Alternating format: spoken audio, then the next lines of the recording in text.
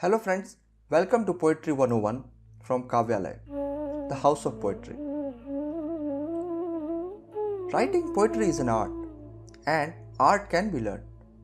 If you ask any great artist how was their first creation, I am sure they will tell you it was not good compared to what it is today. It requires the hard work for thousands of hours and patience to reach a certain level where their art can speak for itself. This is same with poetry. Almost all the great poets, when see their first self-written lines, they will find it humorous for the maturity it contains. Just like a child, when he starts walking for the first time, his leg goes in all the directions, finding balance of his own, and within few months he starts running. Hard work and patience are the first most requisite for learning any art form. So, there is no trick which helps you to write poetry in 5 minutes. You may find this disheartening. There is one interesting fact about poetry, that every poet is unique in his own way. And that's why when we read someone, we learn and admire the uniqueness at the same time. Poetry is like a river. It collects something from each poet and flows continuously. It neither starts from one end nor does it stop anywhere. Now let's talk about what makes a bunch of words into a poem.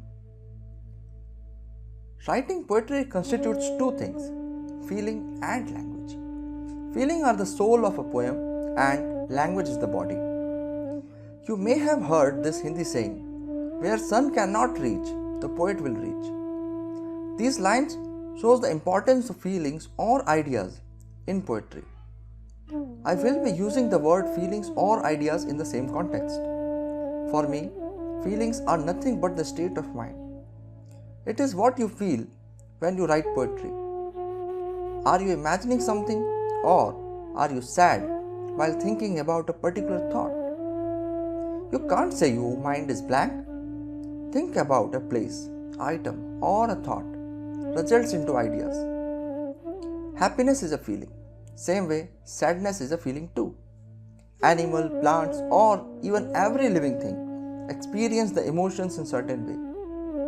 The idea here is to focus on these feelings, get emotional about them, get sensitive about them, get observant about them.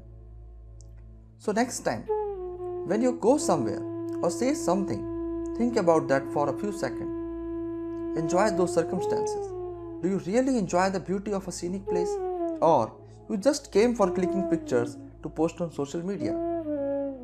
Let's try one thing. Think about a thought or an image which brings a smile on your face. Is it a nature's image, or a child's smile, or your lover's face? You are free to think anything. Now, you got the emotions, the most important aspect to write poetry. If you understand feelings, then you must know what is rasa. A rasa, in Sanskrit ras, it refers to the emotional flavor or essence crafted into the work by the writer and relished by a sensitive spectator. Let's talk about language. What language you use is never the barrier for writing poetry. It can be English, Hindi, French, or any language known to humankind. Only thing required here is command over that language. When you got emotions, you got the soul of the poem. Now you need a body to see the soul in effect. The body refers to the collection of words that describe the emotions well. Without mastering the language, you won't be able to create this wordy structure very well. One thing to know is that language cannot be learnt in a day or two. We master it by learning rules and practicing them.